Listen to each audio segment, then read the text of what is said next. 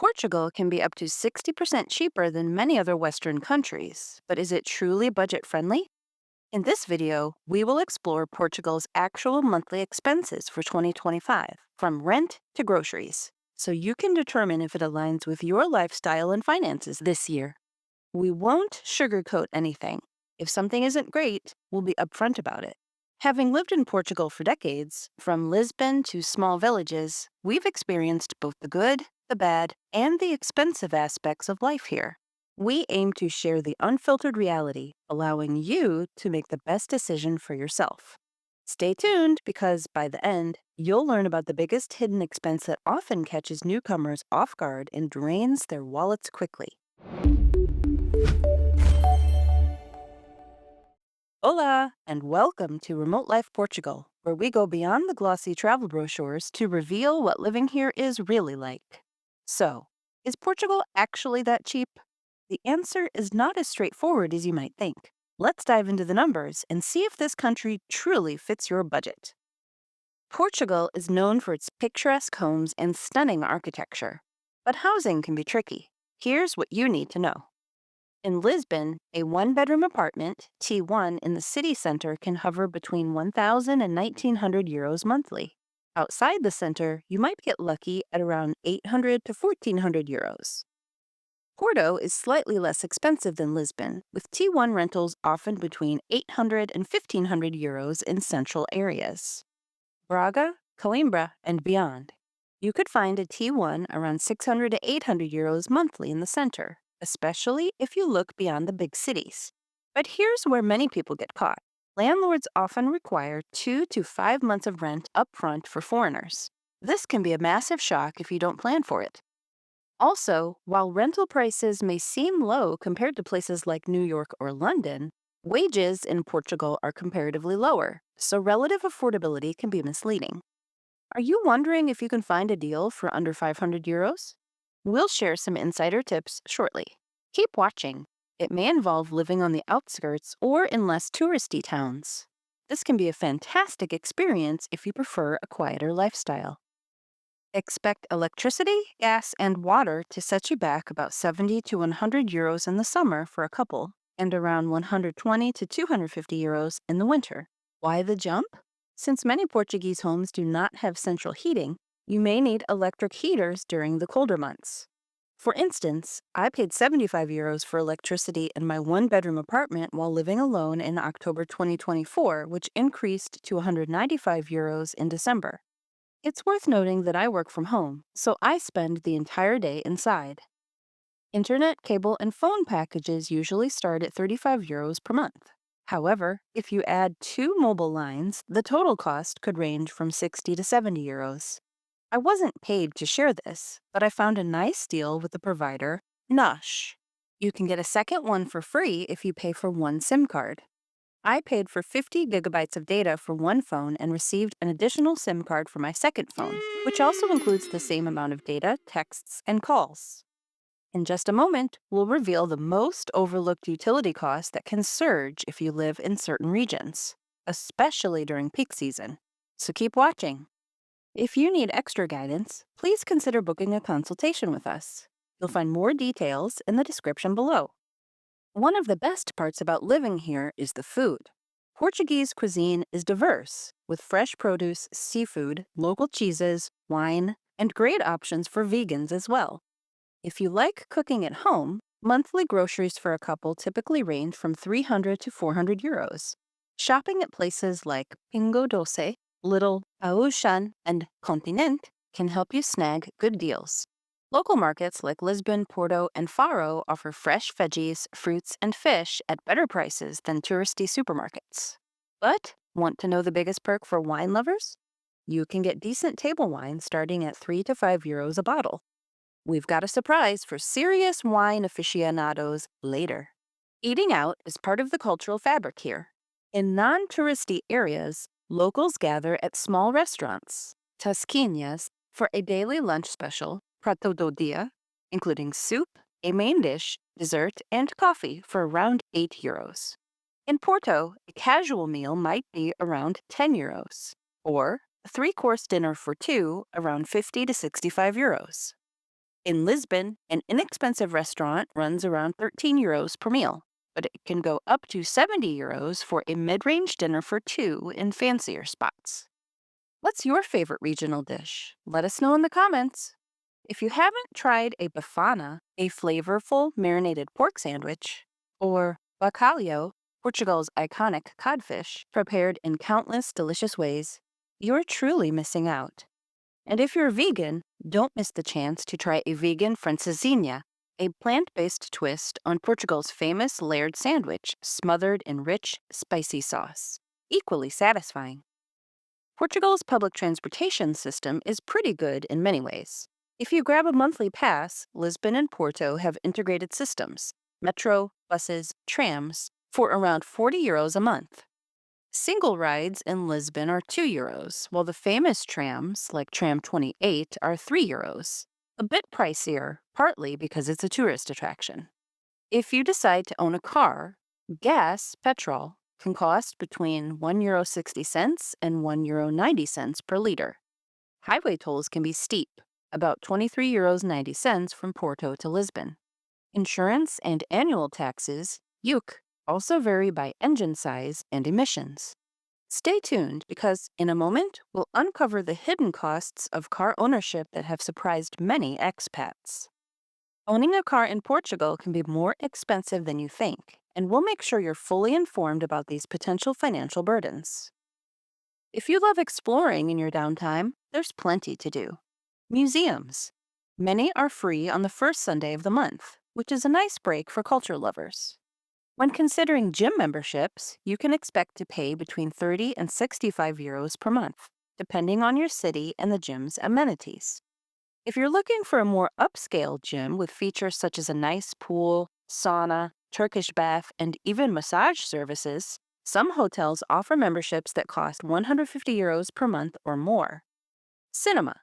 Tickets can range from €7 to €12 depending on location and screen type. Portugal's public healthcare system, SNS, offers relatively affordable services with small fees, tax moderators, for consultations and exam. €4.50 for a general visit, €7 for a specialist, and €14 to €18 for emergency care. Private healthcare is also popular, with a specialist consult quickly hitting €75 or more. Some of us have had private insurance for faster appointments, while others rely solely on the SNS. Are you looking for reliable health insurance that travels with you? Check out our suggestion. Find the link in the description below. It's the go-to choice for digital nomads, freelancers, and expats needing flexible coverage wherever they go. Don't wait for a medical emergency. Secure your plan now and travel with peace of mind. If you have kids, you can use public schools for free education through the secondary level. The system generally has a solid reputation, and many schools teach English, French, or German as a second language. Private schools can cost €300 to €700 plus per month, depending on the institution and location. Some families choose them for smaller class sizes or specialized curricula, but the public option is often well regarded, especially if your children are comfortable learning Portuguese. Let's say you're a couple renting a T1 in Lisbon. Rent, around €1,000 central area. Utilities, €90 summer to €150 winter. Internet and phone, €60 to €70. Two mobile lines plus broadband. Groceries, €350. Public transport, €80 total for two passes. Leisure, €150 to €200. Health insurance, €60 to €70. You're looking at around €1,800 to €1,900 each month. Outside Lisbon, for example Coimbra or Braga, you might shave off a few €100 in rent. But here's the key. If you're expecting ultra-cheap rents below €500 in a major city center, that's increasingly hard to find unless you settle for a smaller space, a room with a private bathroom, or an older property, probably with lots of mold. In just a moment, we'll discuss the hidden peak season cost that catches many expats off guard when renting in beach destinations. But first, let's address the biggest budgeting mistake: assuming the cost of living is uniformly low across the board. Yes, Portugal can be cheaper than other Western European countries, But not everything is inexpensive. Electronics, high end clothes, cars, and fuel often cost the same or more than in the US or elsewhere in Europe. If you budget only for the cheap aspects, like groceries and rent, you might be blindsided by unexpectedly high costs for lifestyle items, health insurance, or certain private services. The Algarve is famous for its sunny beaches and laid back vibe. During summer, rent can skyrocket, especially for short term leases. Even if you're a long term tenant, some landlords may add seasonal surcharges or limit your contract duration. In Faro, you might pay around 800 to 1,000 euros for a T1 in the center, but short term rentals can go for over 1,500 euros a month during peak season. Portimao or Albufeira are tourist hotspots with seasonal spikes. If you plan to be a digital nomad there, look for an annual lease so you're not affected by summer pricing. Want to know about the hidden hack for securing off season leases? We'll spill the details shortly, so don't go anywhere. It might save you hundreds, if not thousands, of euros per year. Owning a car can be tempting, but there are costs beyond the monthly loan or purchase price. Tolls. Portuguese highways like the A1 or A2 are often toll based, and these fees can quickly add up if you travel between cities frequently. Annual tax, UC, based on engine size, emissions, and the car's age. Newer or imported vehicles can carry hefty charges. Maintenance and inspections. Although the base inspection, IPO, for cars is around 27 euros 80, repairs can be pricey, especially if you drive a foreign brand with expensive parts. How do you avoid overpaying on vehicle-related taxes?